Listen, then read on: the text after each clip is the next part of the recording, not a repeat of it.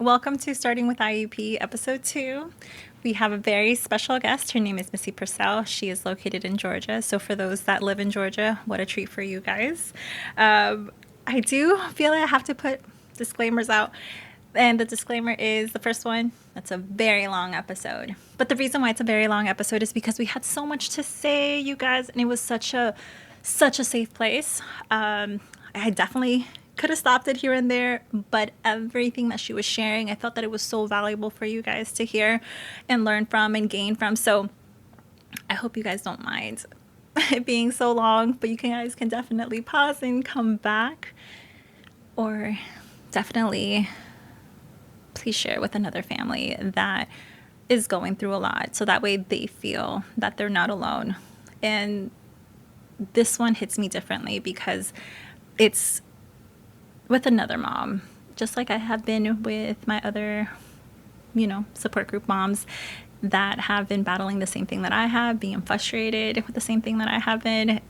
And it's so nice that I was able to share that experience with you guys, because often maybe you may not have found your group yet.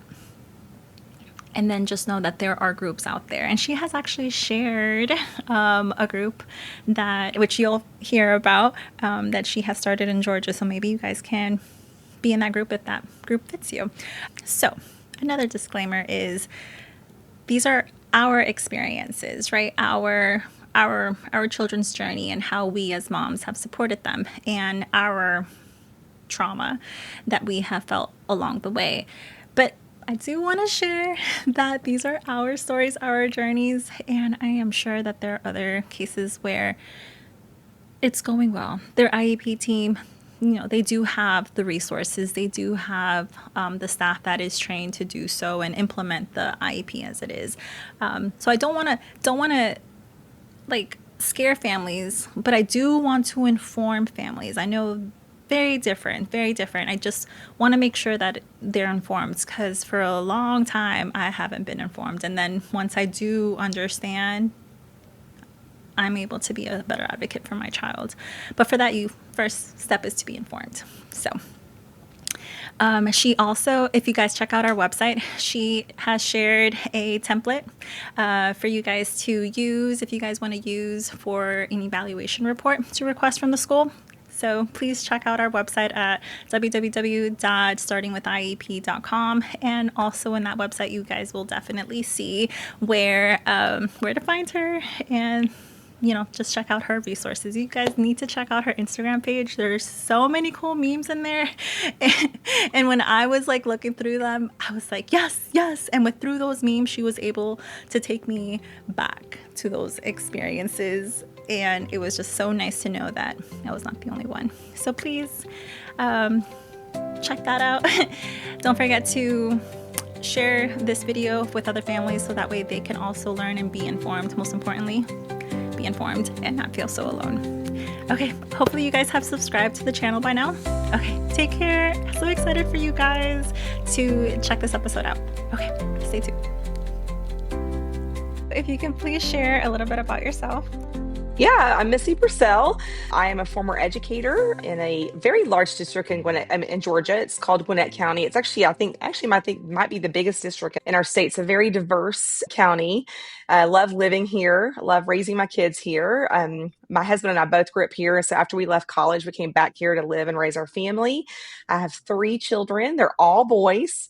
I also have 2 boy dogs who are sitting nearby in this podcast trying to behave. So hopefully they will behave. But I went into education because I love kids. And that's actually why I advocate too. I was drawn, and I used to call myself the accidental advocate, because when you're a little kid, you don't sit around dreaming about fighting systems for change. You fight systems for change because the systems have hurt someone or something that you love, right?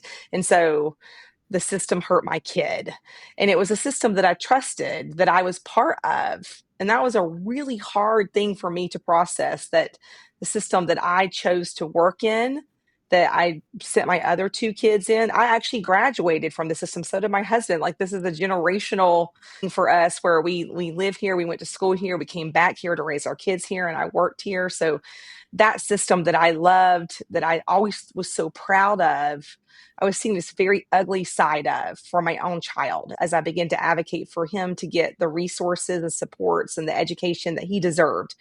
And not because he was anyone special, just because he's a child in America. If you're a child, you have the right to a free public education. And he wasn't getting that. And so when I started asking those questions, I didn't realize that probably the first time I asked a question, I had already become the accidental advocate because I was already questioning the system. When you question the system, you're in some way taking your first steps into advocacy because you're questioning something that's wrong, that's hurting someone, and you want to see change. For me, fight was long for my kid. It took years for me to get my kid what he needed for him to land in a spot. I had to exercise my full parental rights in order for my child to learn to read, to write, and to get the language supports that he needed. But the problem for me and why I keep doing this is because I was able to get my kid the help he needed. But I keep meeting parents who are still walking this exact same path that I walked.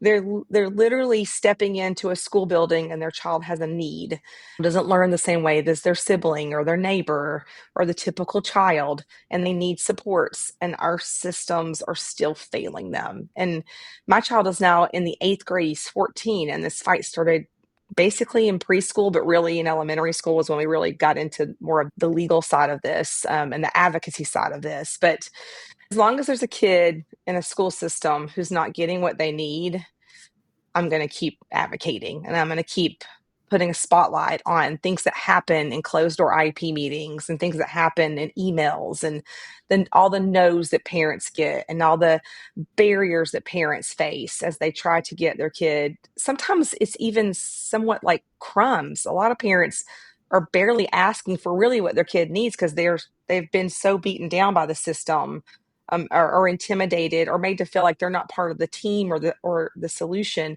They don't even know what they can ask for. And so a lot of parents are just asking for the bare minimum, and the schools are even saying no to that. And really their kids deserve so much more. So as long as we have a system that's doing that, I always say, go back into the burning building. I got my kid into a safe place. I got him what he needed, but there's so many kids and so many families who need to know what I didn't know. And if they can know it earlier, we might could get better outcomes for their kids.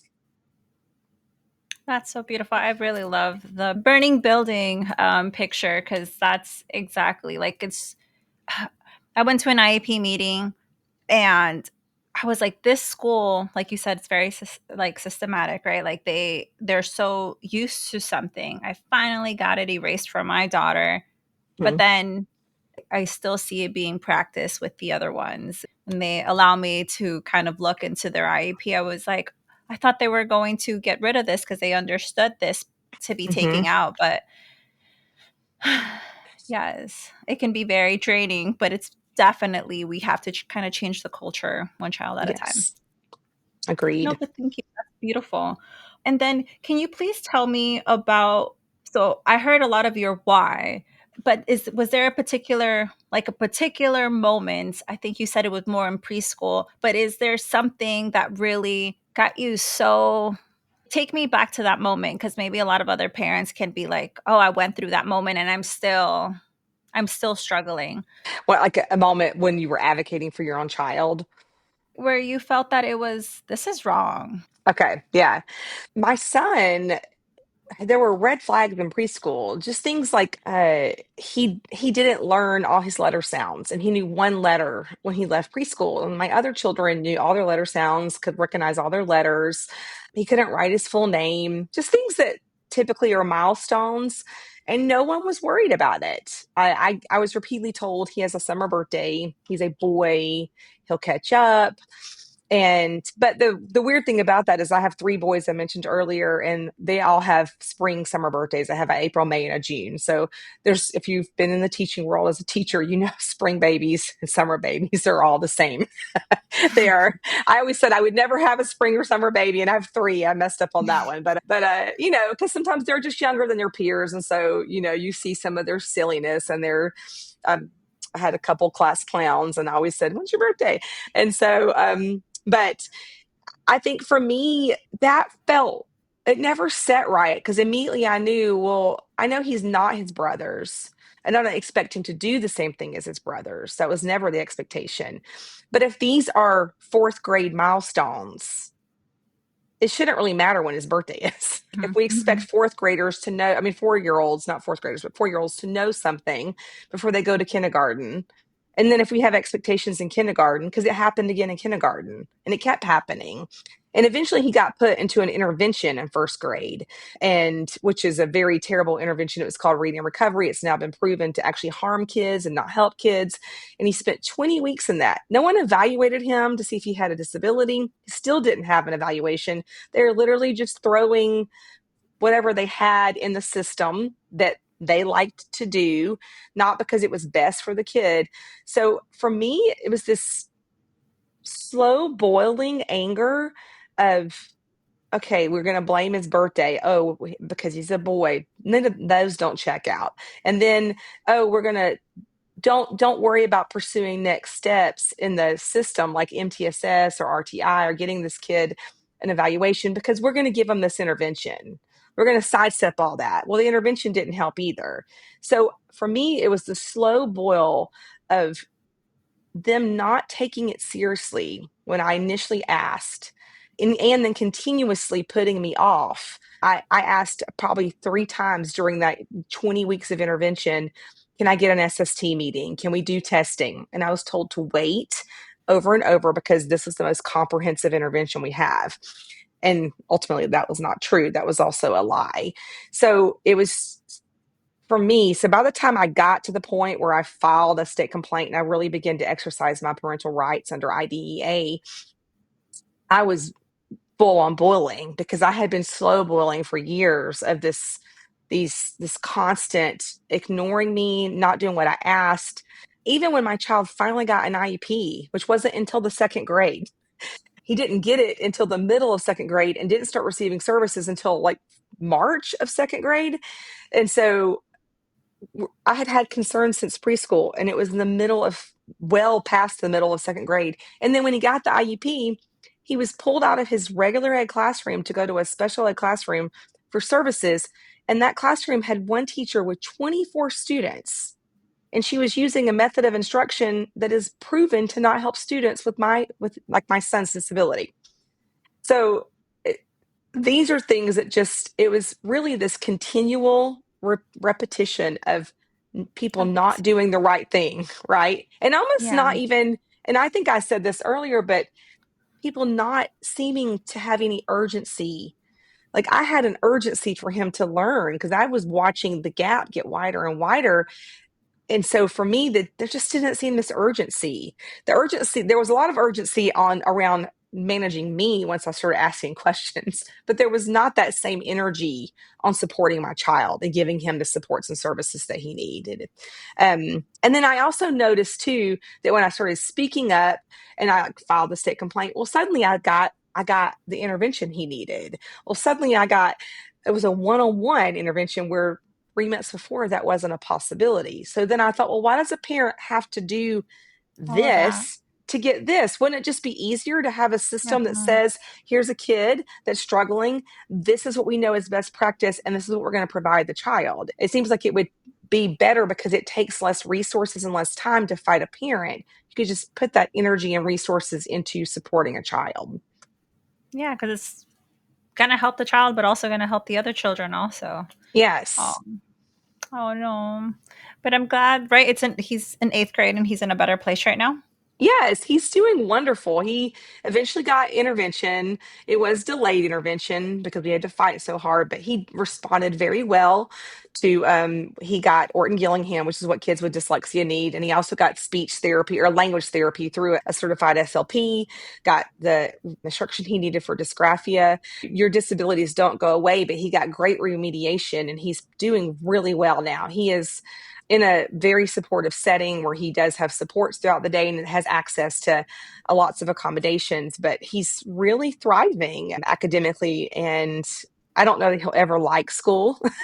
That's not my goal, but he doesn't hate it, and he used to get sick. I said that in quotations because every day we got the nurses calling. He has a headache, he has a stomach ache, and so we don't do that quite as often. And now I know when he does that, there's something going on, and we need to investigate a little bit more. But yeah, he's doing great now. I think our story eventually does have a happier ending, but it shouldn't have taken I the know. the climax of our story should not have taken the extreme measures to get there. Hmm. For parents that are listening and they're hearing your story and they see similarities, what would be something that you can suggest for them to do if they're not getting the IEP eligibility, like from the get go? Where would you tell them to go to get evaluations done if they're able to?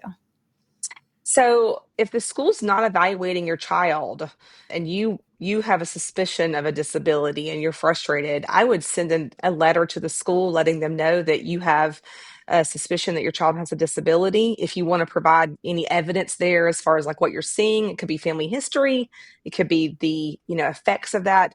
And then in that letter, you can write, I'm requesting a full comprehensive psychological educational evaluation. I have a template for this that I post on some of my Ooh. pages, but that you can just edit, with your child's individual information, and you can send it. That will serve as a written request for an evaluation. And schools are legally bound to evaluate children who there is a suspected disability. There's a part of the law under the Individuals with Disabilities Educational Act called Child Find, and they're required to evaluate kids who have a possible disability. And so those children, and they have 60 days once you put them on that notice to fulfill that requirement. That is a federal requirement and it's not state specific. And so I would say do that. If they don't respond, I always tell people take it to the next chain of command. I would then loop in my district special ed coordinator. And if they don't respond, I would loop in their superior. There's probably a district superintendent, eventually your board. You can also go down another path of filing a state complaint with your local state, because every state has rules that help define what IDA says. And so those rules have to be either the same or better. They can't be less than. And so since that's the federal law, you can file a complaint that, hey, I requested evaluation. The school is refusing to evaluate my child, and there's a suspicion of a disability. And I always tell people, if you feel overwhelmed, and I wish I had known to do this, but if you feel overwhelmed, find we have a bunch of Facebook groups in my local community that are specific to our district or our state, or even specific to special education, or maybe my child's like individual disabilities or some of those groups. And that's actually how I ended up getting help. I went in there and I was so frustrated. I threw a post on there, and people messaged me, and I met some people who kind of guided me through this process. And so I would say find a group, find people, and see if you can get someone, and throw it out there, because you'll notice when people start suggesting, they'll suggest some of the same people. Pay attention to those, because those are usually the good ones. And even if they'll just take a quick call with you, or a private message where you can share what's going on and they can give you some guidance, I think that those are some good ways for you to get the help you need. Don't delay, don't keep putting it off, and try to get someone to help you if you're feeling overwhelmed. No, that's really great advice. Thank you. Which also kind of reminds me of this question. It was the first one. Sorry. So, as a SPED advocate, you see families up close. What are some of the hidden emotional burdens you notice parents often carry when dealing with the IEP process? Gosh, this is something that I see in every single IEP meeting, even before the IEP meeting. You can just see this for just about every parent who is fighting for their child. I think one of the common for many of these parents is this idea that we're too much. Yeah. That, Mom. yeah, yeah, I'm that mom. I'm too much. Can I even ask for this? Should I ask for this? Am I making people uncomfortable? Because you can feel it in these rooms, right? When you're in the meeting and you say something, sometimes it's even accidental. You just say something and you can feel the tension shift, the stone faces where people aren't responding to you. And quite honestly, I think that is a mixture of feelings of maybe a lack of we don't when initially when we're starting to fight and we don't know everything, we don't understand the laws, we don't understand what IDA says my child actually is entitled to, and that can make us feel a little bit insecure about what we know and what we're advocating for, and that can make us feel like maybe we're too loud or too much. It can bring anxiety. We're doubting ourselves. We have guilt. And so when you're navigating that space alone as a parent, or you're trying to support, your child at the same time, maybe even sometimes disabilities are genetics, and maybe even the family has other children with disabilities. So there's a lot of things, there's a lot of weight that's being brought into these spaces. So that just breeds a level of uncertainty about what's happening in the meeting, but also what's going to happen after the meeting. Is the school going Hmm. to actually, like, hey, we just created this great IEP, but now are they actually going to do it? Because my experience has been they didn't do what they needed to do, and my kids suffered. What happens over time, I believe, is that these are things we can't see when you're in these spaces, but you can feel them. And the stress and the burden of getting it right for your kid and fighting daily for your kid um, just feels overwhelming. And so I think that a lot of times we don't see what's going on inside of a parent. Even myself, when I was fighting, I'm a strong person, and once I know something's right, I'm really gonna hold people accountable for that. Have And you so ever had it? I'm sorry. When you that's said okay. that, it reminded me like I think Aaliyah was in she what grade was it? She was like in first grade, and my husband never saw me mad, but you just said that, and I was so mad. I was like crying after the meeting, and we weren't finished with that meeting. And I was crying before the meeting, and I'm trying to get my game face on. But I was like just so frustrated because they didn't get it. At the end, like Aaliyah's points, her needs were heard.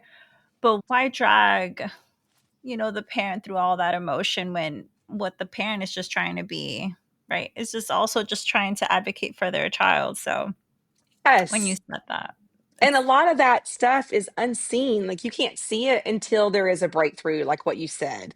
Like you were carrying all that. And the reason you cried and got frustrated is because you're carrying all that. It's fear that they're not going to do it, or they're not going to hear you, or the overwhelming emotional burden of fighting for so long. There's so many things that are happening inside of us. And when I don't know about you, but when you said that, it made me remember. I remember one time someone in one of my meetings, she was filling in for an LEA because the LEA had to be out for an emergency. And she made a comment that my child was actually reading at a higher level. And it was just some flippant comment she made. And it was not true.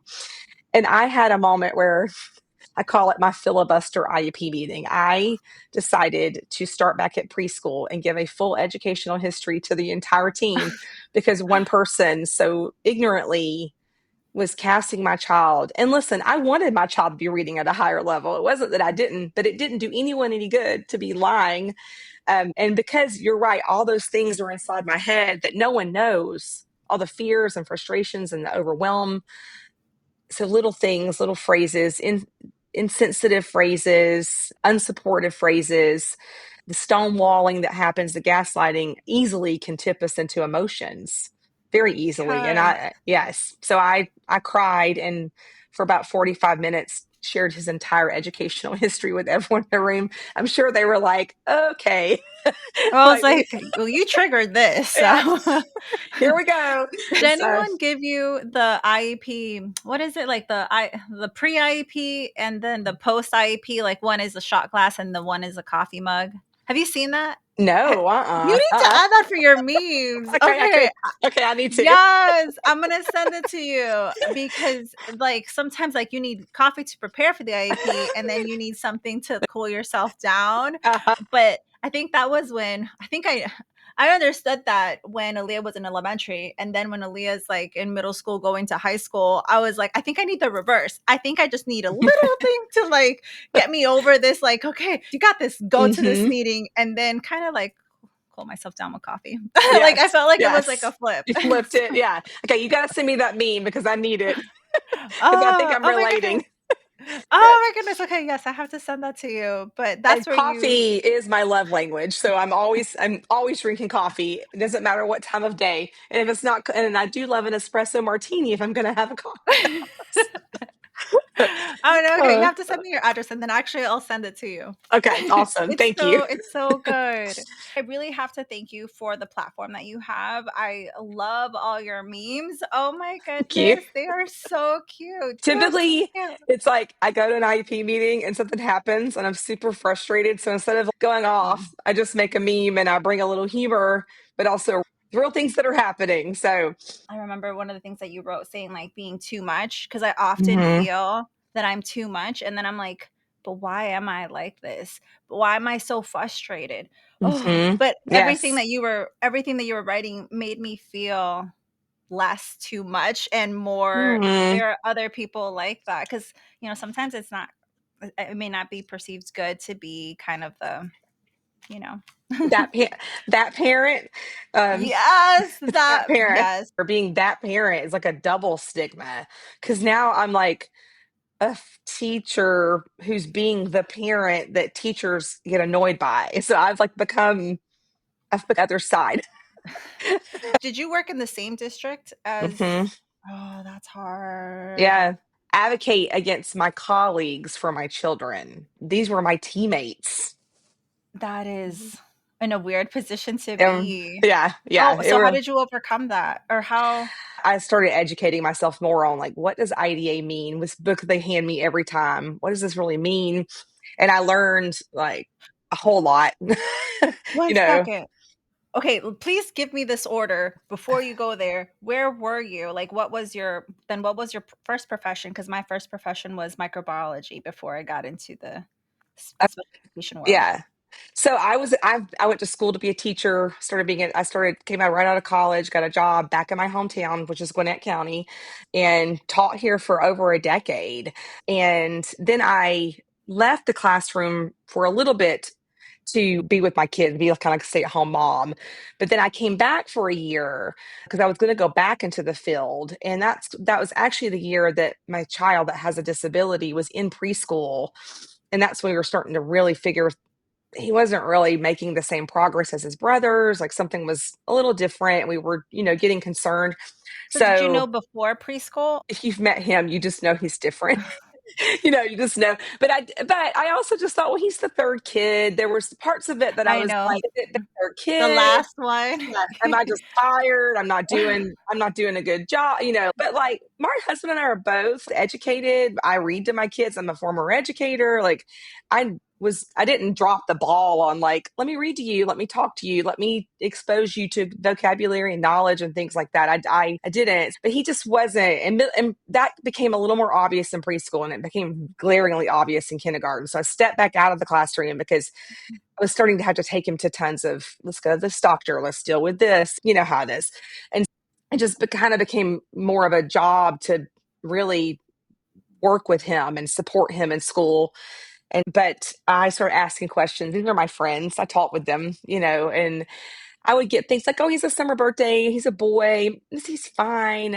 Oh, And I know that sometimes people do that from a place of like they love you and they don't want you to be hurt, but it's actually kind of the complete opposite. It's more harmful to ignore these red flags than it is to actually deal with them and to believe a parent and help the parent walk with that parent to help them understand what's going on with their kid and how we can get this kid some help. It's oh my god, you're because gonna we're make me cry. just kicking the ball down the Oh, court that way. Yeah, it's not kind. It's actually quite cruel. So it comes from a place that meant to be kind, but it's a lot of ignorance that hurts kids for longer. It delays their yeah, interventions and delays their support. what you said right there, because like remember I was telling you, well, before this, Mhm. but I knew there was something wrong, and the pediatrician and the nurses just basically didn't want to take any more of my phone calls because they were like, "There's actual sick kids here," and when you and then I remember because I have 5 kids now, and now our pediatrician is so kind because he knew like how hurt and how afraid I am when I speak up, and then there may be, there may not, but I was like, I Mhm. just don't want to go through that again. And he just takes my concerns for all of my kids very seriously because I told him I was like, I've been pushed off before. I just don't want to lose that intervention time. Like it could have met it much more earlier instead of being delayed because people said, "Oh, it's It's okay." okay. Yeah, let's just Yeah. wait and see. Yeah, yeah. I don't have time to wait and see. No, Like no one no, does. No no parents one. do. Yeah, that should Yes. never be. That's like a phrase we've got to erase, especially from early elementary. Like you just in preschool, like if there's a problem, deal with it now. It's not going to get better. I started asking, so how is he just supposed to magically catch up? Because they were like, well, he's got a summer birthday. He's a boy. He'll get there. But I was like, but everyone else is moving ahead. If he can't do it now, how's he just supposed to not only catch up, but then stay caught up? But if you do it now, I just it made zero sense to me. I started just so I filed. This is the moment that I was like I don't care anymore. I filed a state complaint because I had asked for an accommodation for him over and over This is for the like same the school yeah. that you were working for? Yes. So Oh, I mean, it was like for about 2.5, 3 months, I was asking for this accommodation over and over. And I was getting literally just no, or we'll get there, or we're doing our best, and it was hurting him and to not get what he needed. And so I, over fall break, filed a state complaint. And I remember it took me 3 days to click send because I knew this was like mm, me now. Now I'm not just the annoying asking questions and pushing you to do the better thing. I'm really exercising my parental rights now. So I was like drawing a sand. I knew I was becoming that parent. I mean, so I clicked it because it goes automatically to the school and to the district. So it's like, is he just, so that's like my first kind of legalish move, like when you really are really fully exercising your rights. And I'm so proud of you for doing that. I don't know if I could have done that, but yeah. Oh no, please keep going. well, Oh my I goodness. remember thinking this is what I like what was going on in my head. I said in like 20 years, I won't really care if Camp Creek Elementary School likes me, but I will care if my child does.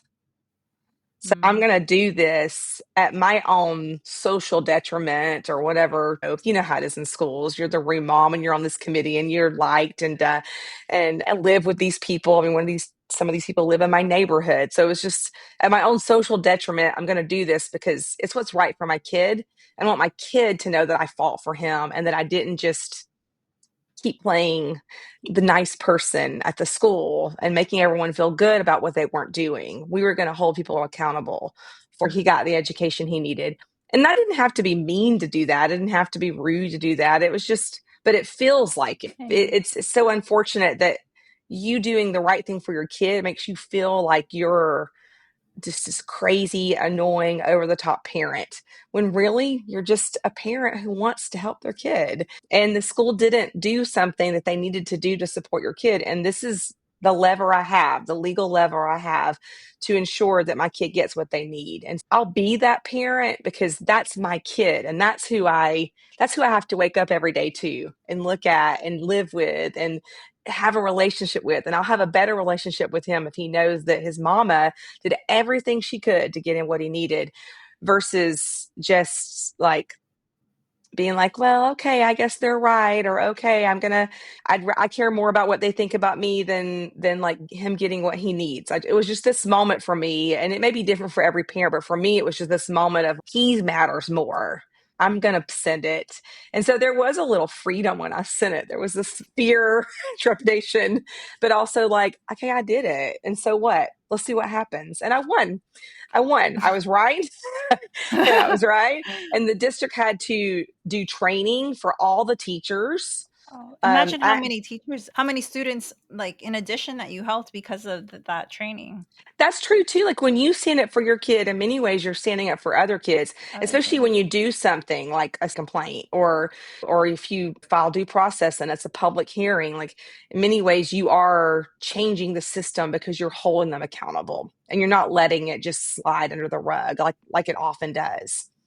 I learned other parents were doing, and I was like, "Wait, how come she's getting that?" Or Hmm. how did that parent get that for their kiddo and their IEP?" And then I was like, "Hey, what did you do?" And then they would share their insights and their experience, and then I was like, "I'm also going to do the same." And then I tell Yes. other parents. So we just kind of build a community. This is what's going on with the IEP because you see another parent do it and then you also see it. So I couldn't work in the same district because I was already that mom because I was already doing that. Uh-huh. So, but I also felt like no one would hire me because of the type of, I want to say it brought a lot of chaos to a Hmm. lot. And I don't feel that, I don't know. I wish I was that brave to want, because like it would have saved me like 45 minutes of commute every like morning and the afternoon. Hmm.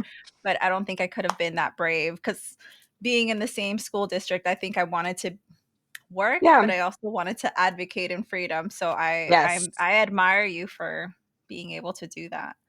Well, every parent's journey is different. So I'm a big advocate of like, we have to protect our mental space too. So it wasn't easy at all.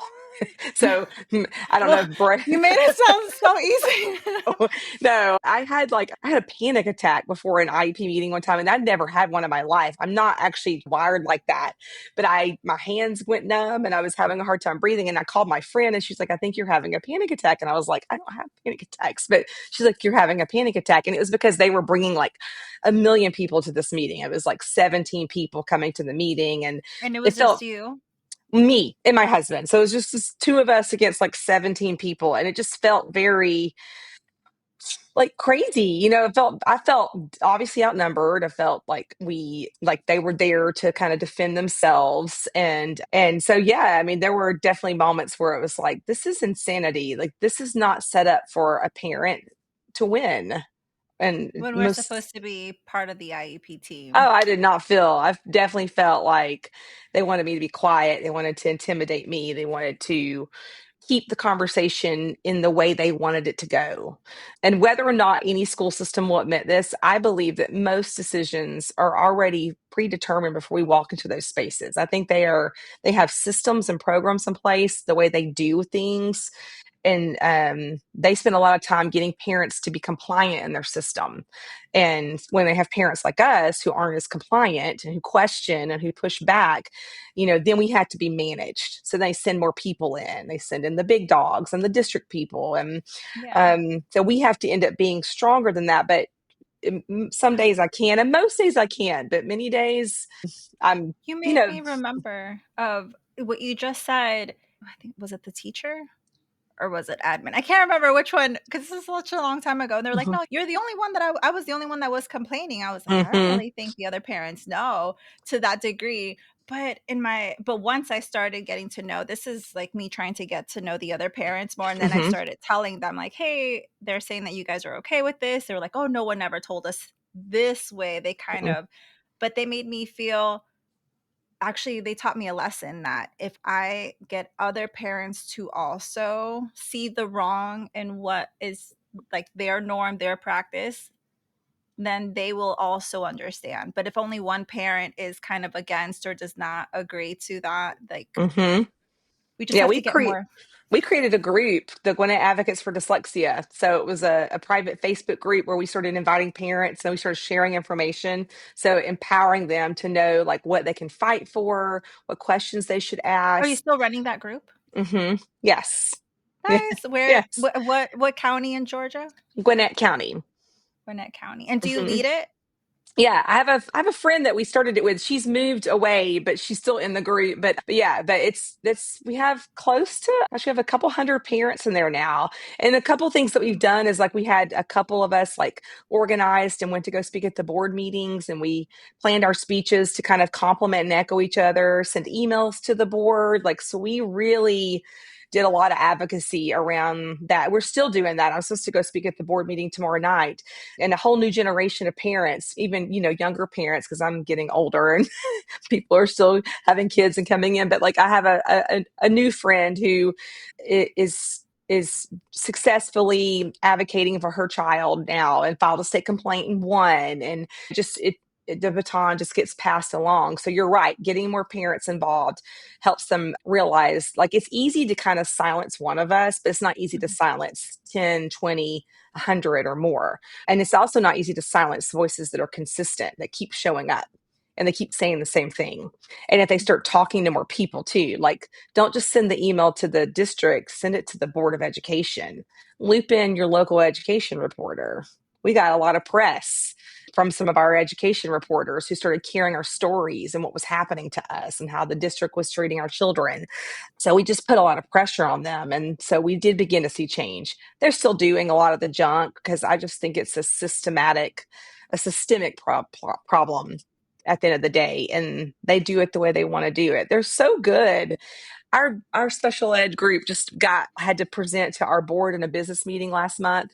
And my friend and I were watching it and we're texting each other like lies, sending each other memes. And we're just so frustrated because Oh, we're just like, that's not true. Like, literally, it's just like some of it we're like, that is literally not true. We just experienced the complete opposite of that. She had a 16-hour IEP meeting that lasted for about 4 or 5 days. And they were making comments that were completely contradicting the experience we had in this meeting. And it was just, so I have to remember we've made progress, but there's still a lot of progress. There's still a lot of work to do. I mean, there just is, you know, unfortunately. I often think if they would ever walked in our shoes, like, I feel they would understand more. Hmm. Or we just have to change it ourselves. So we just have to be in those positions in order for them. What was the saying? Like, nothing about us without us. And for some of the cases, like, our kids are too young Hmm. to advocate for themselves. So the next person up would be their parents. So Hmm. we would make sure that their voices are being accounted for, and making sure that we are progressing the right direction. Well, let me go on to my next question. From your perspective, what are the essentials ingredients of a truly strong and effective IEP goal? What does it look like? All right. A strong and effective IEP goal really needs to be first of all, this starts with present levels. So I I saw your tell, post on that. yes, Yes. yes. So that's something I wish parents understood so much, is that each part of the IEP is almost, imagine this, it's like a linear arrow that's pointing to the next thing. So it starts with present levels, and we sometimes call it the PLAF, that's present levels of academic achievement and functional performance. And so that's just a big bunch of words that means I'm putting everything in here, all test. So that psychological evaluation the school did. If you have a private evaluation, it should go in there. Any speech evaluations, OT evaluations, classroom performance, grades, any other screeners or diagnostic assessments that the school has completed. This is also an opportunity for parents to put their feedback in there, your concerns. All that gets boiled down to a smaller section where we put like what the child needs in light of their strengths and their weaknesses. So if it's a need, it gets a goal. So if I have present levels that get boiled down to this child needs instruction in decoding because their word recognition is, at this percent, or this child needs handwriting instruction because they're writing at, this level, or this child needs solve multi-step problems independently, or this child needs to work on the sound R, whatever. It could be speech, it could be OT, it could be any kind of need for the child, academic or functional. Those needs, each need should have a goal. I So love if that. you put it in the needs, it gets a goal. And I love to tell parents this because this was something that was empowering to me, because I really wanted my child to get evidence-based reading instruction for specific goals. And so I knew if I got it in the needs, they had to make a goal. And if they made a goal, they have to create services to support the goal. See how you So put the dots see together? how that all is just do do do. It's like a little arrow, and one thing leads to the next. I didn't know that in the very beginning. You just thought, oh, we're talking about assessments now. Or There's you're this looking just random. at the goals. You're just looking at the goals. The goals should be tied to needs always, and then the services should support the goals. And services must be supported by special education trained teachers Mm. I because saw your post on that too. goals require individualized instruction that must be delivered by a highly trained educator, and in this case, special education. So it's really important that you understand those. So a goal for a child must first of all start with that, and then it needs to be. We talk about how it has to be a smart IEP goal, and that's I think I may have posted that at one point too. But SMART is You have so just many great posts. yeah, and SMART is just a little acronym that kind of it goes beyond even I think even our world of education, but it's Yeah, just it goes in the specific. military as well. My Yes, so it's husband was just like, "Do you think you guys invented that?" I was like, "Actually, I thought we did." but you know what? We did it because it makes sense. It's specific, so it's specifically tied back to a need. It's measurable. How will it be measured? And it needs to be specific, not just as measured by the special education teacher. That's not a good goal. What is it? Like it's a list of 10 words. The child will read 10 words that match this goal. Or the child will, say or read, our controlled vowels. Do you It's have also achievable, like something that is tied back to their needs. It's relevant and it's time bound. So it should be something they can work on within that annual IEP. So those are really specific pieces that make it a good goal. But parents often don't know that schools often leave out how it's going to be measured, who's going to measure it, what the measurement tool is. And sometimes it's not even connected back to the present levels. Like I actually, Yes. no joke, just saw an IEP the other day that had one goal for a child going into high school who has severe dyslexia. And the goal was that the child will make an 85 in all their content area classes. Yeah. My view is And there. I know, like, confused is a great feeling. So because that is some level of I've never seen a goal so wrong in my life. That needs to become like the poster for what not to do in an IEP meeting. So Oh, well, I'm glad that you caught that and I'm sure you fixed it. I was talking about basically how our children there are, especially in special education, there's so many low expectations, but we hear all the time like, oh, your kid's doing better than this kid or this kid, or it's better than the state average. Well, the state's failure, Mhm. to teach every kid to read is not what my kid needs to be compared to. They have an individualized plan and they really need us to meet their individualized needs, regardless of how poorly the state is meeting everyone else's needs. That's not the standard. I was in an IEP meeting one day where I had a fourth grader. They were telling the parent that he didn't really need to write a story, that no one in their school could write stories yet. And I was a former elementary teacher. I taught third, fourth, and fifth, even at middle school, but like my third graders could write stories. So just because the school, you're allowing the whole school to fail, doesn't really mean that has anything to do with my child's individualized plan to meet his needs. And those are state standards, they're district standards. Because your school's failing doesn't mean a Mhm. standard for my kid. Yeah, even within a school that is part of a district, but that particular school is not doing well because those are the Hmm. type of schools that I'm like, maybe we need to find a different placement where Yes. the other school is performing. Because then we get responses like that, like, well, in this school, well, we're not comparing with the school, we're comparing with other kids, like their age, their peers. Right. Standard is for them, regardless of how well your school's performing. Like it should be Yes. the standard for every kid in this building, but just because you're failing every kid in this building doesn't mean that my kid that has an IEP can't have a goal to work on a really critical skill that's grade level specific for him to get better. So my next question is that many parents feel guilty about decisions they've made or if they feel like they're not doing enough. Like how do you help those parents deal with those common feelings? Actually, I think That you've been helping me. So I love that. I love that. And honestly, I think that's something that is, if I could say something that this core to who I am is that's a big part of what I do with parents because I meet parents all the time. It's crazy how when you're in this world, you just somehow the universe just keeps putting you with people. who were in these spaces. You just bump into, I moved into a neighborhood and I met 7 or 8 families whose children, were going through problems. And I was like, how is this even possible? Or you just meet a person on the street. But one of the most common things I hear is, I didn't know, or I wish I had known, or why didn't I know?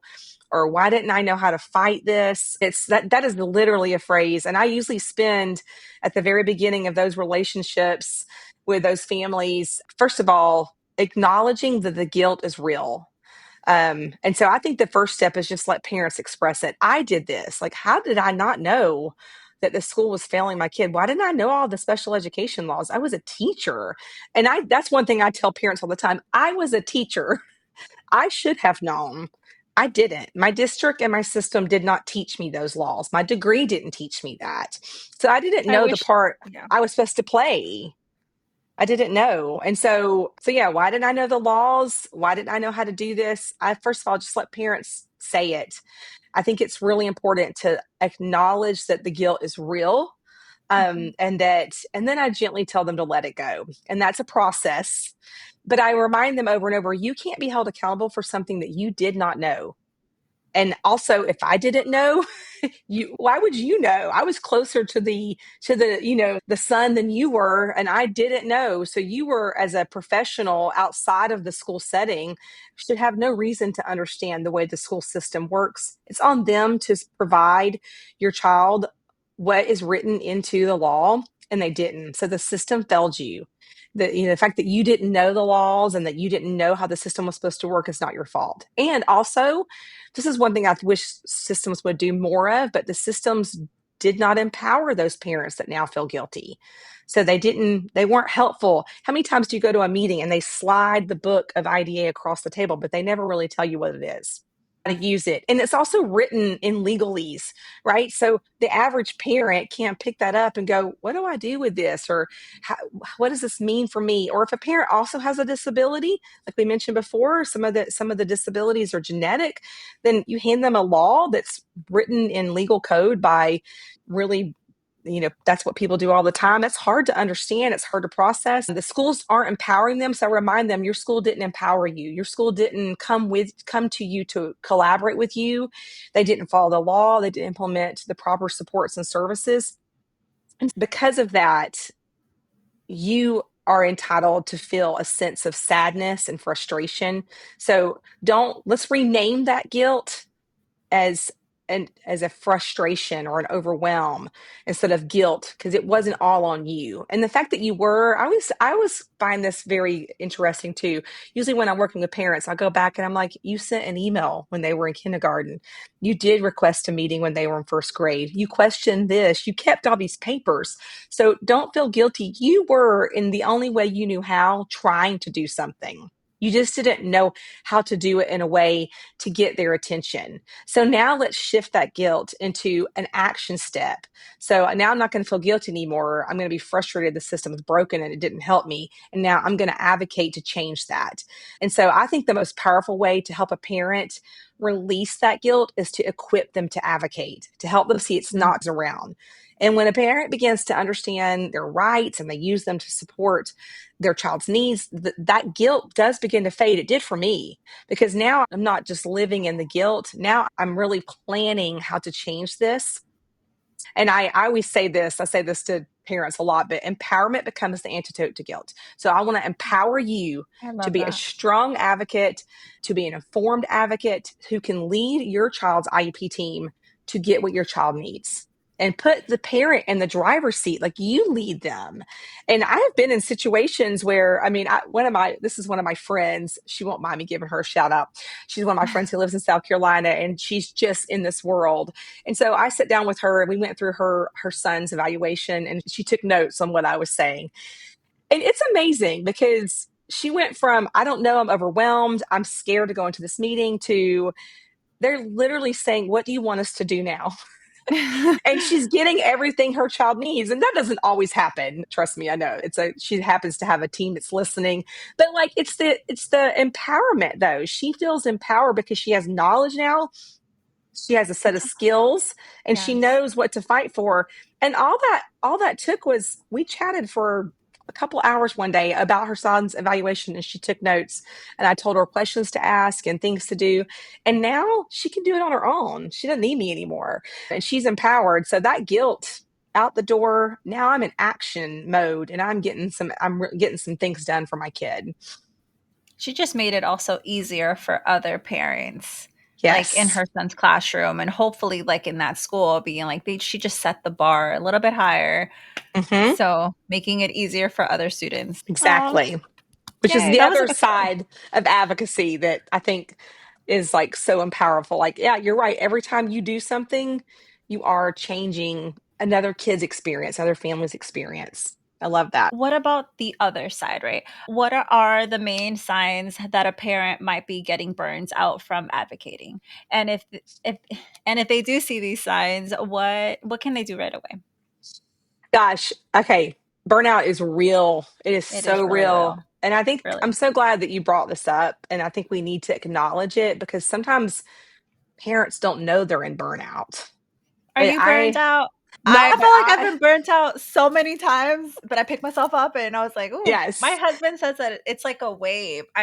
I'm right now I'm at a high, but he's really nervous about my lows because I haven't been in a low for a while, and then he's just waiting for it.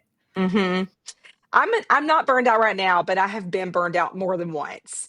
And I have a friend that I have we've advocated almost like parallel experiences. Our children both have almost the exact same diagnoses, the same age. We literally did the same thing. And it was, I don't know if this would ever happen ever again, but we literally were advocating at the same time for our kids for the exact same things. And the power of having someone do that with you. But what I noticed in that relationship is one of us would get burned out and the other would be strong and vice versa. But burnout is, oh my gosh, I see it all the time with people that I'm working with. I mean, you'll notice different things like a level of apathy, like it doesn't matter anymore. Nothing I do, Oh, they're gonna do whatever they want to do, right? So it doesn't matter. There's the apathy.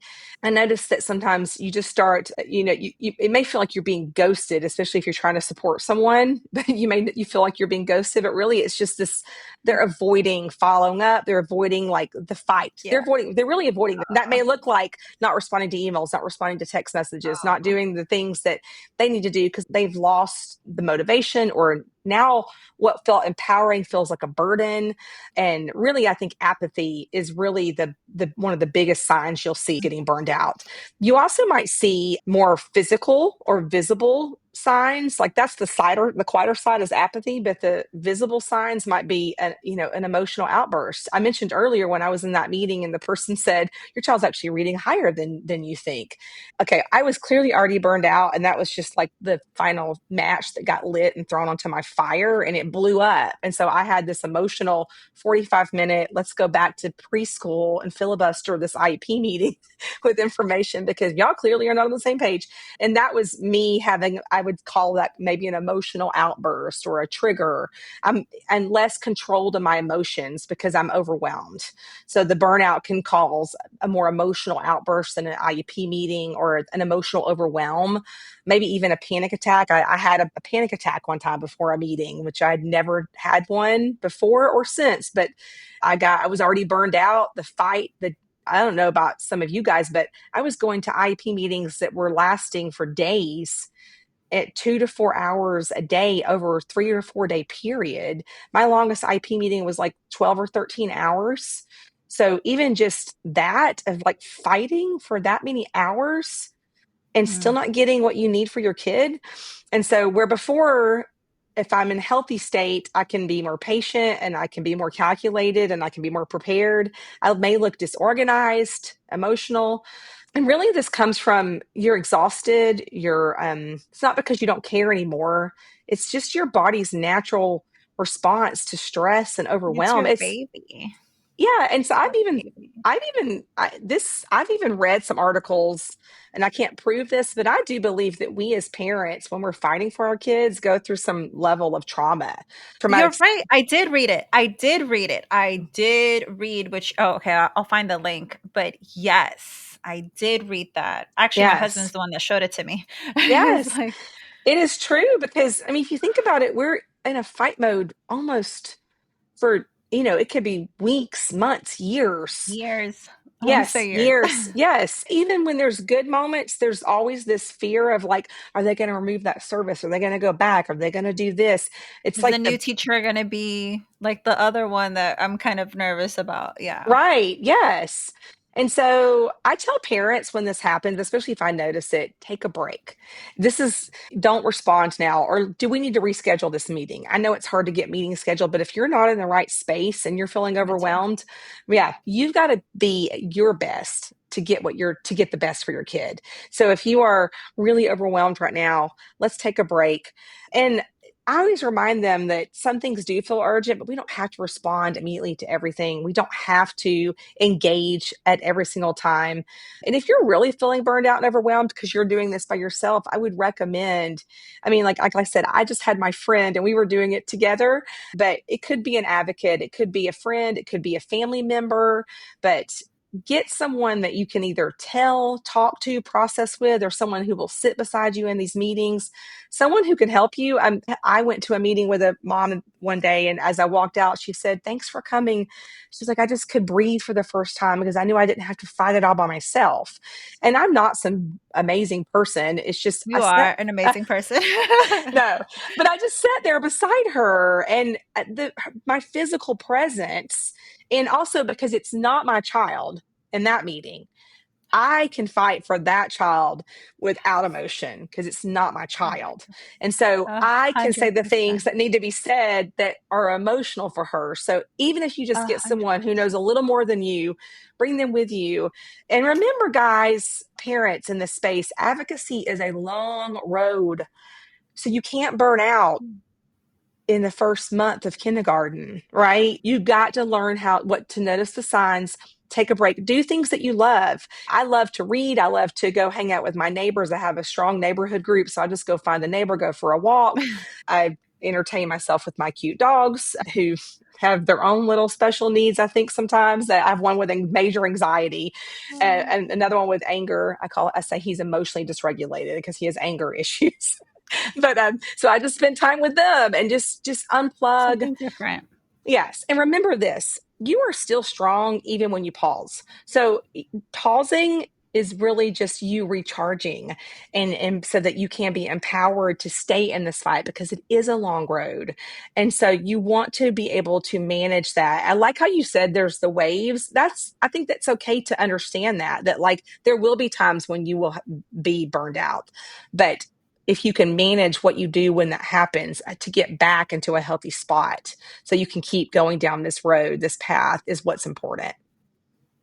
Yeah. No, I related to everything. And I know that you're talking also to other parents, but I felt like you were talking directly to me because, like, I think we all go through this. And what you just said about advocating because it's not your child, you're not emotionally invested, right? So I still go into those. My daughter, she's currently 16. She's Mhm. going to be there until she's 21. But I am still going with an advocate. Like I'm still going there with someone else. My husband also comes, but I just need someone there. I know I can do really well for other parents because it's not my child for me to start being like, but listen, But when it's your own child, you just have all these emotions. I always tell parents don't go in there by yourself because sometimes I don't know when they're talking in those IEP meetings, sometimes you're still stuck on what they just previously said and you're like that was wrong, but I kind of have to let them speak, but I'm still stuck on what they're saying, and then you can't focus on what the next person said because or is saying because you're still focused on what the other person kind of misspoke about, but then you're like you don't want to look like that mom, so sometimes you need like I know during my IEP meetings I do text. I'm like, did I just hear that? Yes. Did you catch that? And then they're like, yes. I was like, okay, I am sane. I just need someone to tell me that I'm sane. I'm not too much. Cause like sometimes you get out of those IEP meetings and you worry about being rude. Cause I know in third grade, when my daughter was in third grade, cause you said something about like an emotional outburst. I related to that so much because I didn't mean to make the teacher cry, but she said something that my daughter, I know my baby is, I wish my baby would be able to do that. I Mm-hmm. really wish, I wish that in my dreams. I'm like, Mm-hmm. okay, sorry. No, this is And real. This is real. yes, I really wish that she was able to do that, and I didn't mean to get, like, to have an emotional outburst to the point that the teacher started crying, but I wish, actually, I did try to look for her 2 years ago and just apologize for her cry, but maybe she was burnt out. Maybe, like, because teachers do get burnt out. Maybe she just got my kid with someone else mixed up, and she thought that, and but for me at that time, I think I was like, how could you lie in this meeting? My Mm-hmm. daughter's not going to get speech because you said that, like, because I was trying to fight for more speech services. My daughter was a candidate for going through brain surgery at that time, and I think my it was just so bad. And now, like, right now at this moment, like, I really hope that I can get in touch with that teacher and just apologize for making her cry. But I think it's just us as parents just being so emotionally, what's that, there's a better word, like, We're emotionally invested. Like, this and is our vulnerable. child. Yeah, and Yes, vulnerable. Yeah, these are very our vulnerable. children. I will say this. I'm going to get you to release some guilt here because none of us want to be the screamer or the crier or the attacker in a meeting. It does happen sometimes. It's not pretty. We've all been there. But I think that this requires a level of, on both sides of the table, both the teachers in the district, the LEA, all the people that are in a meeting, to understand what you've been through, what happened before you came to this meeting, and to handle that with Mm. care. What I expect at a bare minimum in these meetings is that they're prepared. They've read my child's educational records, they understand his present levels, and they understand what my concerns are, and they're taking them seriously, and they're actually creating effective plans to support my child. So when I'm in a meeting and that's not happening, or I hear mistruths, or I hear what feels to be attacks, or even like things like, well, the school team feels like, I've heard that phrase, like I'm not part of the team, the school or the teachers feel, well, I'm a teacher too, so am I I included in know. the teacher bucket? Right? And so I guess what I would say is, I love, like, I have some people I probably should apologize to. At the same time, I feel like I'm owed an apology, because if we had been prepared, if the team had a real plan and had done the things they needed to do, we might not have ended up in some of the conversations we ended up in. And I don't think I would have as much trauma. And you talked about something that reminded me. It boils down to trust. You said, what, I'm going into these meetings holding on to what happened before. Yeah, because someone broke trust. They said something that let you know they didn't know your kid. They did something that let you know they didn't know how to support your kid, or they didn't do something which let you know they didn't care, or they weren't up to date on what was best for children who fit your child's profile. And so those things erode trust. And so when you're in a meeting and someone says anything near that, your prior experience, because of the trauma we're experiencing inside these meetings, tell us this is not safe, this is wrong. And it can trigger that. That's those hidden things that are going on inside our heads. And I think if schools can understand that and then do some of those things to mitigate it, we can have better conversations. We can collaborate better, but not as long as they're not prepared and they're continuously triggering that distrust, and it's eroding. It creates all those eventual, whatever your response to stress and trauma is what they're going to get, because you're so into this. So I know, I on one hand I love that you want to apologize. On the other hand, don't feel guilty always, though, because a lot of what we experience is because we were in spaces that did not prepare for our children and support our children. And we have just been fighting that. I don't think any parent literally wakes up and says, I'm going to go to the IEP meeting today and just be a pain in the rear. I know. No. I got better things to do with my life. I am generally a happy person. I don't want to cry. I don't want to be angry. I don't want to be picking at my fingernails and getting anxious. I want to go in and I want to work for my kid or someone else's kid. And I don't want to have the negativity. I want it to be collaborative. That may have been a tangent, but I think it just needs to be No. said. Yeah, for Yeah. sure. No, that was great. We But I feel like sometimes also like the good teachers, or not that they're not bad teachers out. I mean, not that there are no good teachers currently at the schools, but I think the teachers that are trying to also help the parent, I think they're getting burnt out and now they're leaving the system and then they're becoming their own private practice. But then they're going against the system. I'm like, oh no, but I had to leave the classroom because my admin wasn't allowing me to take breaks during when my daughter was having her brain surgeries. So Gosh. it was difficult. And plus, Yes. yeah, no, that was just that's like a whole nother story though. Okay. Yes. Okay. So the next question is, it's a lot of pressure. What are some simple real world ways parents can cope with the strong stress that comes from advocating for their child? Yeah. Well, we talk so much about how the burnout is real and why and what it can look like, but how to mitigate it is really kind of how you can play the long game, right? If you and I Long.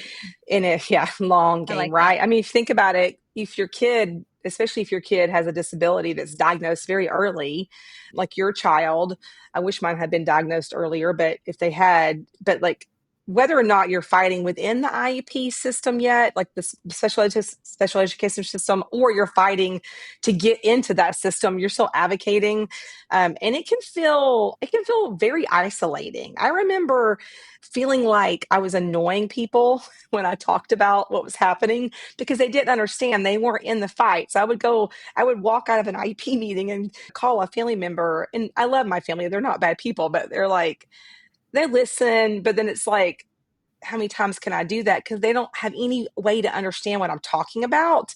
So it's like you feel Yeah. isolated because people don't get it. So I would say the first thing you should do that can really help you be in the long game is to find your community. Find your people that can through this Or with make your you. group Or like you make a did. group. Yes, I created a group called Gwinnett Advocates for Dyslexia, and it's a group of parents in my district. And I actually, one of my dearest friends, she and I were like we were ride or die IEP mamas. I Oh, literally like I would be like, I'm sending an email because I just got this, and she'd be like, I got the same thing. I'm gonna send an email, and I'd be like, well, why don't you wait like an hour? We would stage our emails. Sometimes we would send them at the same time. We might I love file, a that. state complaint at the same time, or like we eventually filed due process at the same time with the same lawyer. And it was just, it was I so love that you guys use the same lawyer. literally.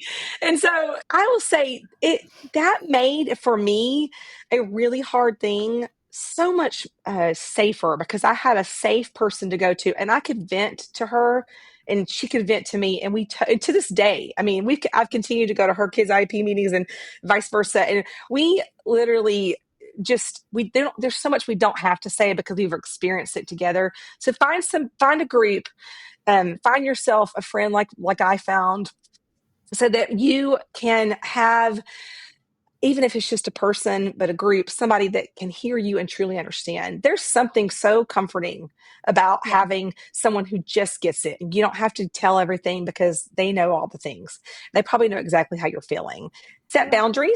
Set boundaries. I will tell you, I know this is a hard thing for me. I am a passionate person, you may have noticed. And when I commit to something, I'm like all in. Like I'm not 100% person. I'm like a 2000% person. And I can start investigating what are case laws and let me write that email for you. And I want to do, and also I do have this heart where I'm like so frustrated that we're hurting so many kids. So I meet people all the time and I'm like, oh sure, I can look at your kid's IEP. Sure, I can do this. Sure, I can, and it's like at some point you have to set boundaries, whether you're a parent or an advocate.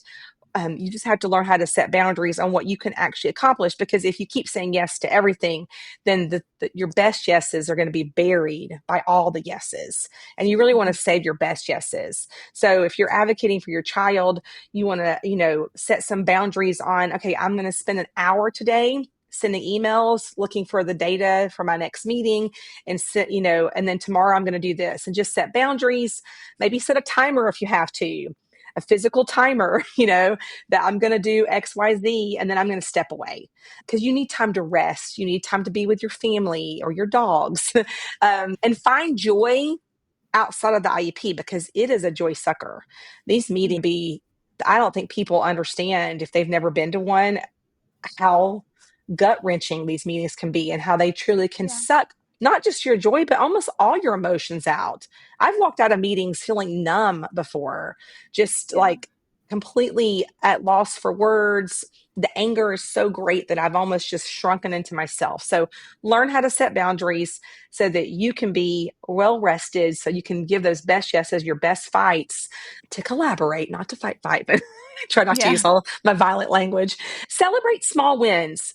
Advocacy is a long road. I say that all the time. It's a very long road, whether you're fighting for your kid or you're fighting to change a system. It's a long road.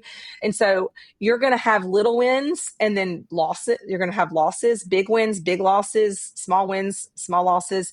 So celebrate them. I mean, I have like copies of best, like the best IEP Yeah. data that I got, or like a note I got from a parent, just anything, just like that was a win. Some IEP meetings, like I said, I helped one parent, just gave her some nuggets and she was like excelling and just everything's worked out. And then other times you do that and they're like, I did that and it didn't work. Yeah. And so it can feel like this, like, oh, yay, oh, no. There's just up and down, the yin and yang. And so remember that it is the long haul. And so even if it failed over here, there's still a chance to turn it around. Progress can be slow. You can feel stuck, like you're getting nowhere. Just take that time to remember the small things that are happening. If you're advocating for your child, if you were able to get good goals in the IEP, even though you're fearful that they're not going to implement that, focus on the fact that I got the IEP. All right. And Mhm. then give yourself a break. And now we're going to hold them accountable. I want to see data. I want you to give me data or it didn't happen, right? So I'm going to request data frequently and I'm going to monitor that, but not right now, not today, because today I just won the battle of getting the IEP cleaned up. And I'm gonna celebrate that and celebrate the wins. Guys, go out. I don't, whatever you do for fun. Maybe you drink coffee, maybe you have the espresso martini, whichever you do. I love both. But like whatever you do, go do it and celebrate it. If it's just going for a walk, if it's just sitting on the couch or on your back porch or reading a book, do celebrate something with joy. And whatever you do to take care of you, do it. If you are a person who needs to go do yoga, or you're a person that needs to, go serve and volunteer or something, but go do Mhm. something that brings joy in other areas. And I always tell people this: you may not get what you need, even no matter how hard you fight. You may still have to exercise your rights and go further into this process, which is never fun. But in the beginning, just remember the fact that you showed up for your kid, or if you showed up for another parent, whatever your advocacy looks like, and that you did the very best you could with your knowledge and the tools that you had. That's enough. You don't have to be the very best. You don't have to win every battle. Sometimes the fact that you just showed up and you were present or you cared is enough. And tomorrow you'll fight harder. Tomorrow you'll do the other thing. But today, just being present is what you need to do. So I think it's really important at the end of the day, and in summary of all this, that we take care of ourselves and that we can be our very best for when we're in these fights and we're in these meetings that don't feel like we're making progress. You made me think about a few moms, and I'm like, I really, because it's so isolating. It's so isolating. And I really hope that moms and dads also, they get to have that. I wouldn't say, I wouldn't call it freedom, but just that just time to just release and get to enjoy something that they, because they're so busy advocating that they can't enjoy anything because they feel, right, it's like you can't eat first. Your children have to eat first, but if your child is not thriving in their environment because they're spending half of the time at school, so I feel like we feel that we don't deserve that free time or that good Mm-hmm. time or that, that guilt, because your child is still going through that. They're still going to that, because not all, I want to say that environment, because maybe the school was great, but maybe the class or maybe the pool out, like it just depends, right? I Mm-hmm. feel like the parent just feels so guilty, and I really do hope that they do listen to your advice and are able to connect with each other. And I don't know if parents know this, but they can post anonymously, like on Facebook, Yes. because sometimes parents, I want to say that they're asking for advice, but they're like, oh, but it might be like a small town, or they might work in the same Hmm. school district, or they work in the same school, and they're like, oh, I don't want to be that parent, but they can just post anonymously and just be Yep. like, just message me directly and we'll go from there. That's my favorite thing. Like, send me a message. I'm not going to try to scam you or charge you money. I just send me a message and I can answer your question. And we have a private Facebook group for the Gwinnett Advocates, so that it's private. So it's Um, just parents, and advocates. And so it's very safe. So you can ask and questions and not be fearful that, the district LEA is snooping and watching oh, things like that. And, that did happen to me. mm, Yes, I can't remember. There's so many support groups on Facebook, but I posted something because the principal did something, and I just asked another parent. Like I shared my experience with the principal, and then I asked if anyone else did, and I did get a lot of posts back. And then the next day they asked me to put that post down, or else we weren't going to have more discussion about the IEP. Basically, yeah. like I had to post it down, or the IEP is going to be postponed until then, because I upset Wow. the principal. Wow. Okay. That might have been a little illegal. I at that time, like it was so earlier, like on in my Mm, journey, I hmm. was so scared because I upset someone, and I didn't know that at that time. I didn't know it was illegal. All I knew is like it got pretty serious, and I was like, how did they know it was like less than 24 hours that they knew? Hmm. So I just had to put that anonymous post just in case Yeah, to they're protect scared. yourself. That's called retaliation, and parents that's should be they should not have to face retaliation for advocating for their child or even seeking information to better support their child. It's funny how just those first few steps, you made me remember my very first few steps of really advocating for my kid.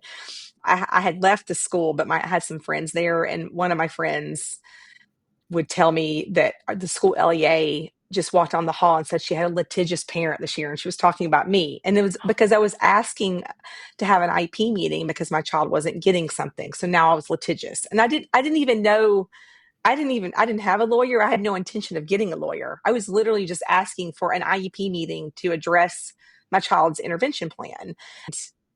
That made me litigious. Isn't that crazy? So, yeah, so we Oh, get called names and we get retaliated against, and it can be overwhelming, and that's part of the burnout. But isolating. yeah, and Yeah. isolating. Yeah, you feel like I came to this group for help and now I'm in trouble, right? Oh, right? And ask Hmm. my questions now, but Yes. Yeah. anonymously, you can't. Anonymous. That's a great pro tip. Maybe I should post that. Uh, Yes, but I think there are also some. I remember there, I think I can't remember which support group, but I think the ones that I go to is basically the ones in Maryland. Well, because mhm. for the longest, we're a military family, but we've mostly just been in Maryland because of Aaliyah. We're able to stay. Nice. Okay, Yes, great. for military parents that don't know, they can definitely ask Nice. how to get that.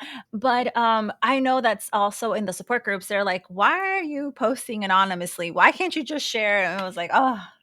And for those parents that are saying that, I was like, maybe because you haven't gone to where we have been so scared that we have to post anonymously because of that Yes.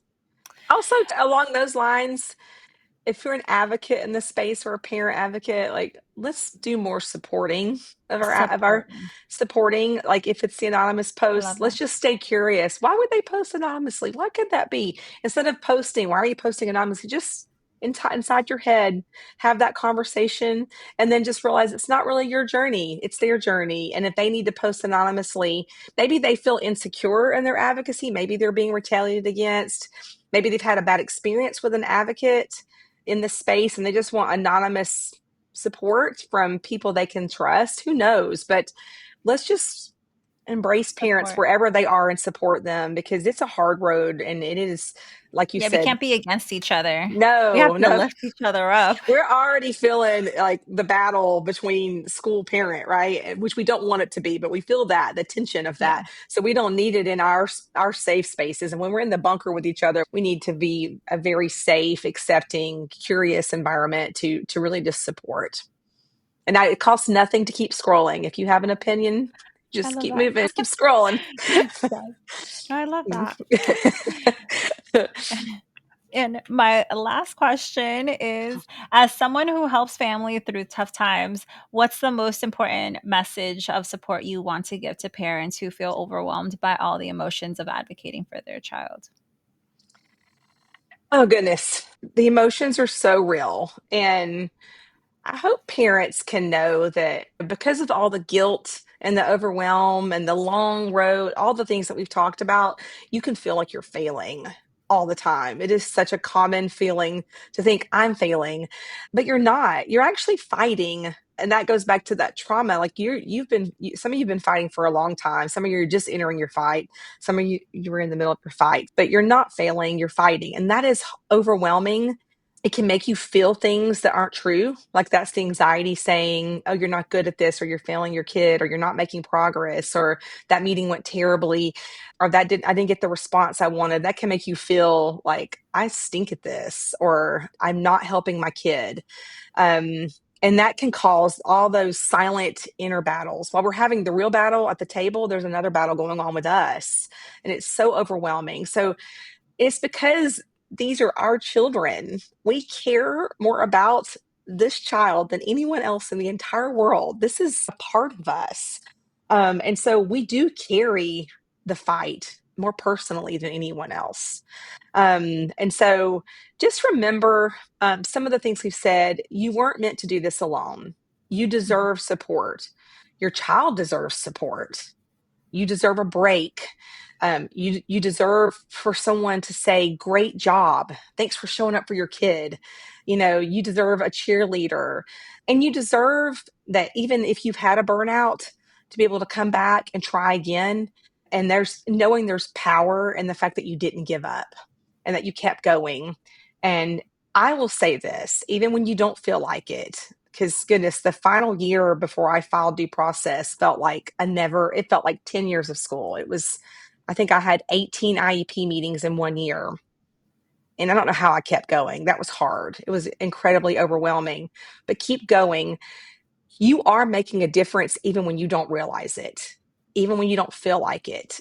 Recently, a parent, one of my good friend, my IEP buddy that's in this fight with Mhm. me, she literally came to me because her sister's facing some struggles in the school system and her husband works in the system. And another employee recommended that they reach out to me. Okay, right. So, like, these are people that I Yeah. actually sat across the table from when I was advocating for my child. And I assumed they didn't like me. I Oh. assumed that maybe I was that too much, right? I assumed that I was making life hard for people, that I was just the person they probably had a poster of or a parent, with an arrow pointing to it or whatever. Watch out for her. Actually, no, I think a lot of them respected it. And you talk about the teachers, there's so many teachers in the system. I'm a teacher who care deeply, who are also part of the broken system, who aren't being empowered to help you or given the knowledge they need to help you.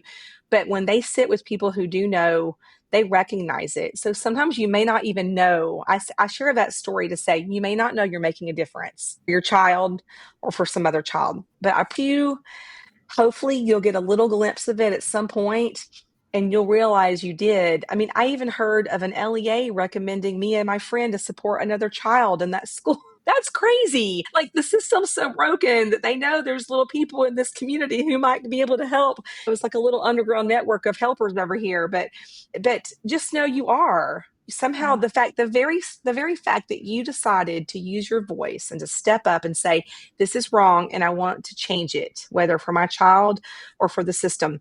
You made a difference. And some other kid or some other parent is going to benefit. It may even be a teacher or an LEA that benefits because they're learning from you too. Just remember that it's keep going, take those breaks, find your community, and you are making a difference even when you don't feel like it. And I promise you, at some point, you're going to stand back at the end of this journey and look back and you're going to see. I'm going to get emotional now, but you're just going to see. And I pray that happens for every single person in this space because those are the things that keep me going.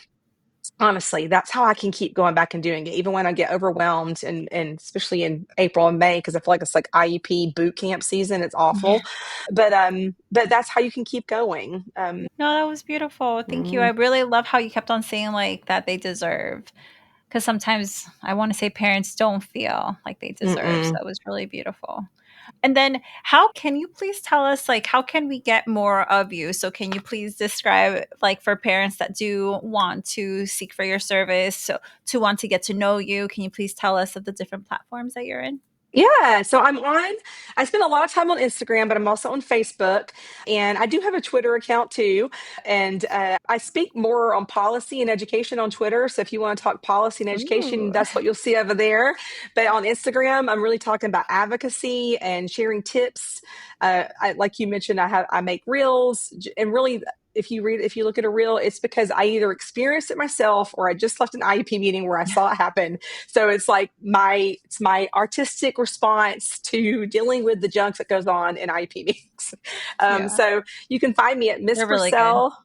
Thank you. You can find me at Miss Purcell Advocates on Instagram, same on Facebook. And then I also do have a website. It's misspurcell.com. And on there, I do write blogs. And there's also a way to reach out to me on there. You can email me from there, or you can email me at hello@misspurcell.com.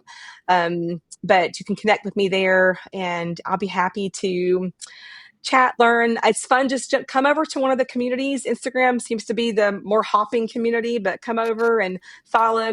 I try to post daily most of the time, but get your daily dose of an advocacy tip or maybe a comic relief that we all need sometimes in this space.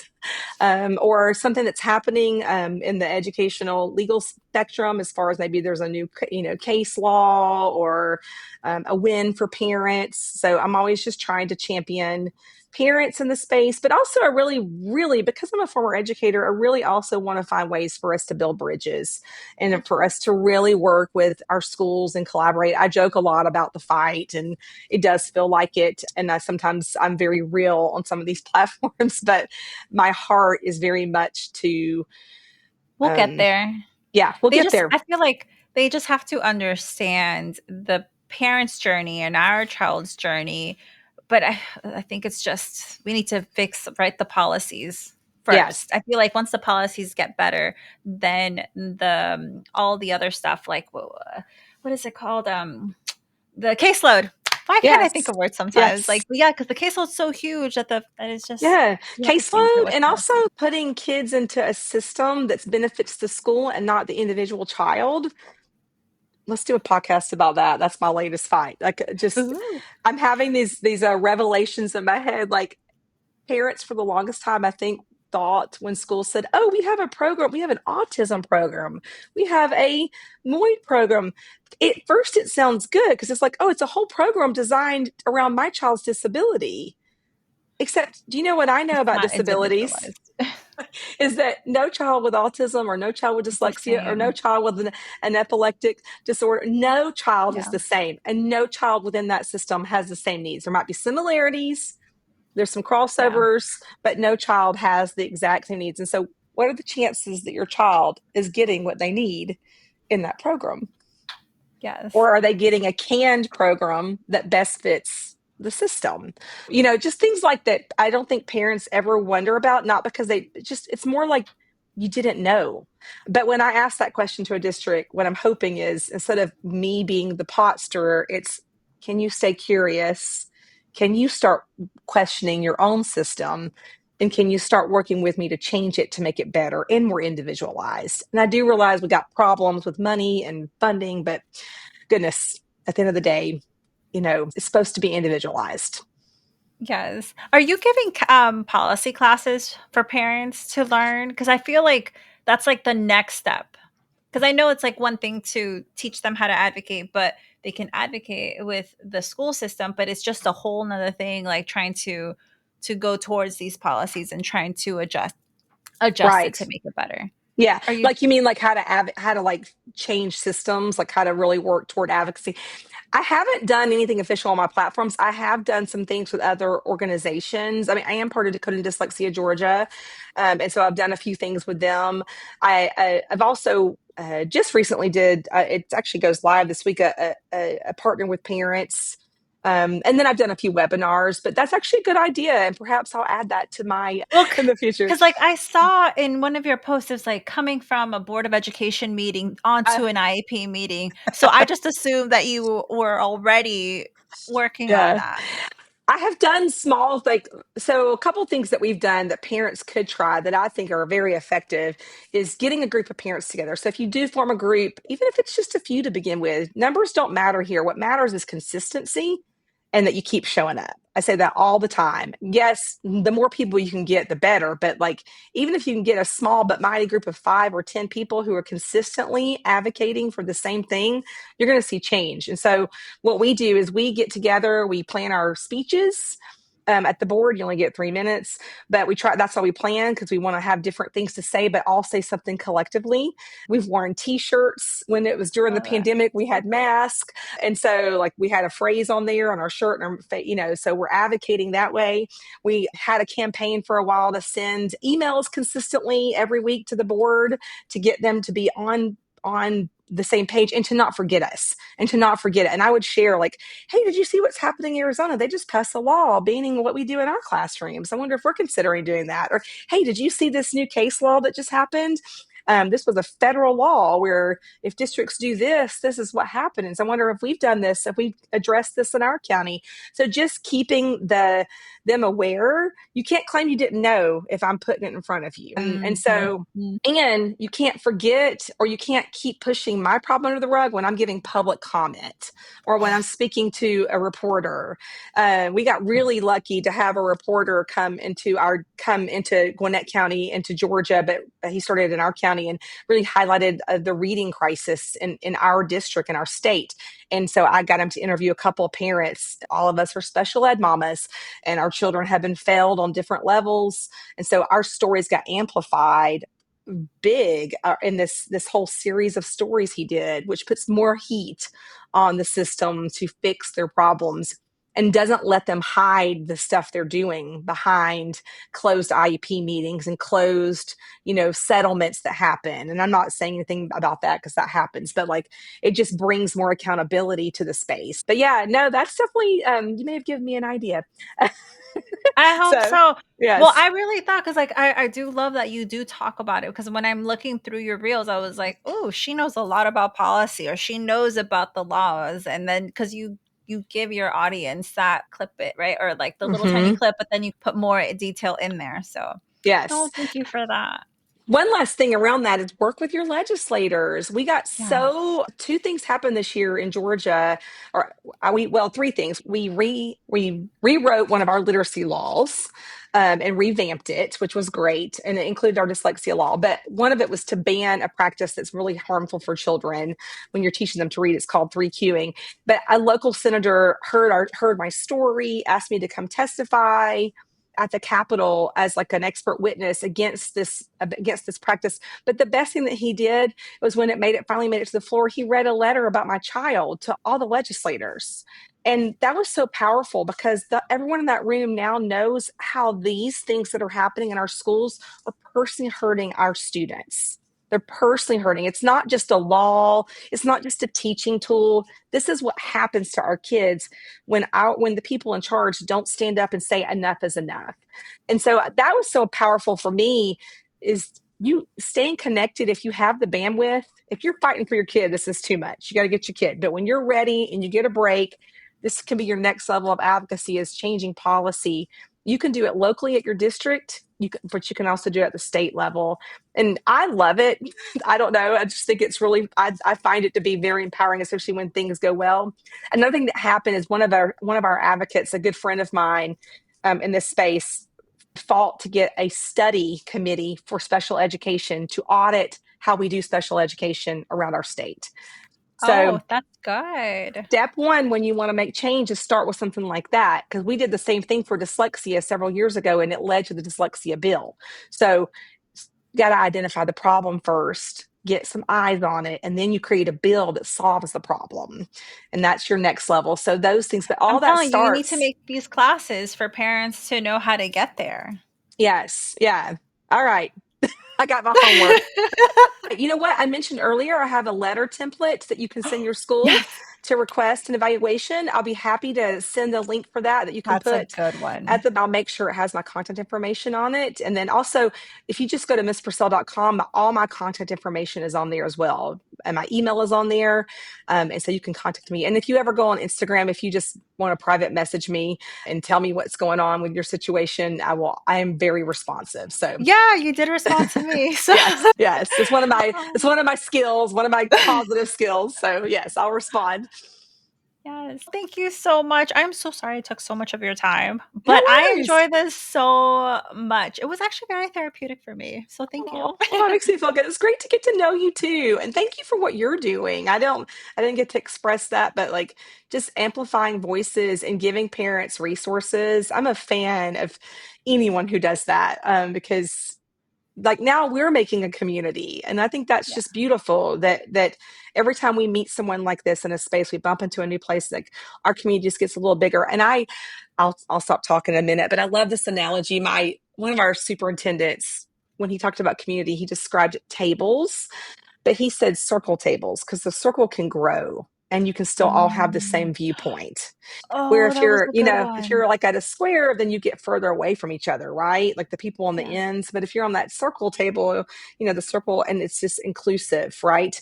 And I love that. I Like, and love I feel that. like that's how it is every time we in this space we bump in, our circle just gets bigger, and there's new people at the table, and they're bringing their little talent and their portion to support someone and making it a little easier, hopefully, for parents who are just stepping into this space or who are finding themselves in the middle of a battle they never wanted to be in.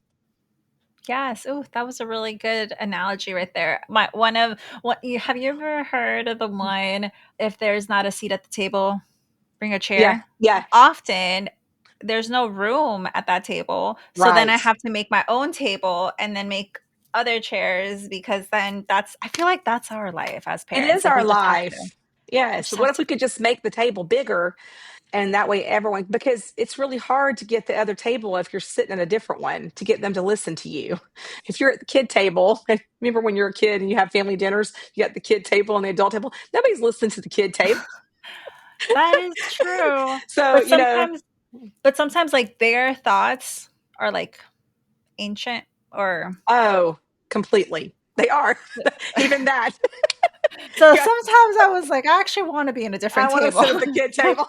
I'll Yes, make yes. this table better Yes, yes. and I agree. formally Yeah. recruit We'll make other our people in. table so good that people want to come over here. Yes, There we go. exactly. There we Yeah. go. I love it. Oh, I love yes. it. Yes. I enjoyed speaking with you. Like, thank you so, so much for your time. I really do hope that we get to have like a different episode. Maybe, like you said, like maybe we could do more of like the policy part of it. Yeah, for And then sure. by that time you'll have your class workshop that Yes. you can offer. Okay. Awesome. Awesome. Yes. Give me a deadline. No, you Yes. give me a deadline, like Okay. when to reach back to you about that. I will ever like, Yes. but no, I will be reaching, be like, hey, how's Mm-hmm. your new workshop Nice. going? Okay. I did just work on one about partnering with parents and talking to teachers about how they can Ooh, better support. collaborate. Yes, because I Love think that. like everyone complains about family engagement. I'm like, well, what if we're doing family engagement wrong? And so, what if we can change what we do in the school system to better engage families so that it's a more positive engagement and it's actually helpful, because it can't all just be on the parent showing up and doing what you want them to do. It's got to be you working collaboratively and providing Building parents with trust. building trust. Oh my When are gosh. you launching that? Well, I'm doing a virtual breakout. I mean, a virtual thing actually this week. It's part of Literacy Nest. And so once it goes through there, then I'll post it on my site. Okay, you're also gonna post it on Instagram? Yes. Hmm. Okay, so we Yes. can share it. Yes. Okay. Yes. Oh, look at all the things that you're doing. I'm trying. I need to get focused a little bit. I need to take some of my own advice, and so but I just love it all. I I'm the same way. Yeah, like, isn't it crazy? Because I guess for me, it was such a terrible traumatic experience, and it sounds like yours is very similar, that getting to do something positive to help people feels like okay, maybe it was for a reason. Like it feels a little like a little redemption, like of the junk that we went through. It's like, okay, well, if I had to go through this, I probably should use what I know so that maybe it helps someone better go through it than the way I went through it, or it just empowers someone a little bit differently, or just learn from the junk I went through and you have a better experience. When a parent has a better experience, I'm like, oh, wow, what if that had been my life? But it can't be. I can't go back. But these new parents can have a better experience. Yes. Every single time we are talking, I was like, oh my goodness, yes, I relate to this. Yes. It's going to be a better, I don't want to say let's give it a decade, but hopefully less than a decade. We just Mm-hmm. have to get more parents involved, more parents aware about their rights and how they can Mm-hmm. advocate. I think once they feel empowered, I feel as a community, we can make changes go faster. Yes. Yes. For sure. Thank you so much again. Thank you so Thank much for your you. time. I Yes, for appreciate you. sure. So, what did you guys think about the episode? Isn't Missy such an amazing mom, such an amazing advocate, such an amazing everything? I really hope that you guys get to check out her workshops. I'm sure that she'll be posting it on her social platforms. Please check out her website. She made it such a safe place for me to also share when talking to her, because sometimes I want to say that we parents tend to walk on eggshells because we don't want to be misunderstood. And she definitely understood, and she's able to understand because she has walked a very similar path, right? We all have our different journeys, we all have different stories, but we all step into that meeting, step into those IEPs, feeling certain ways. And she just made it very comfortable for me to share as another parent that's going through it. So please, please, please, please check her out. Don't forget to also share this episode with other families that you feel that need to also hear that they're not that extra parent, like that extra type of person. That what they're doing is right for their child. They're advocating for their child. Please, again, share so that way parents don't have to feel alone, because I want to say very much we do feel very isolated. We do feel very, I don't know how to explain it, but very alone, because sometimes when we have all these very high emotions, it's not very much them. It's just our history, our story, our current situation, all the stressful environment that we have to go through as a parent of a child with special needs, or if when our child grows up being teens and adults, it's just all very stressful. So I just very much want to make sure that all of our families understand that they're doing the right thing and by advocating for their child. And through, I know it's like one child at a time, but if there's many of us, growing our community can be very, very different place. Hopefully, like I said, less than a decade from now. But we just have to make a little bit of noise. Well, not a little bit, but you know what I mean. Okay, well, I guess I will see you guys next week. Thank you, and catch you later. Take care. Bye.